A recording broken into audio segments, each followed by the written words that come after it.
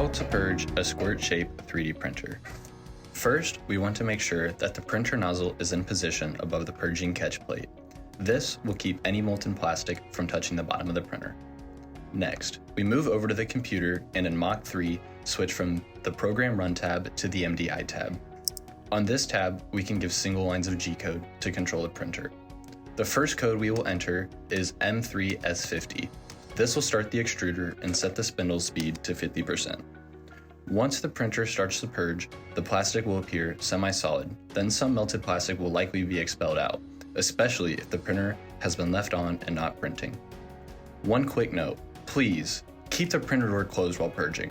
The melted plastic can have bubbles in it, and if they pop on the way out of the nozzle, the user could be hit and get burned. Now that the printer has begun purging, we will let it purge for roughly 1 to 3 minutes. This should be enough time to expel all of the heat-damaged material. After that short period of time, a sign that the printer is ready to go is seen in the plastic material just as it is leaving the nozzle. The plastic that is extruded should appear slightly opaque from the slightly translucent appearance when first expelled, and we can now stop purging.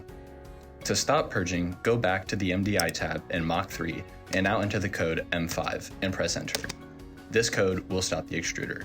Now the printer is ready to print.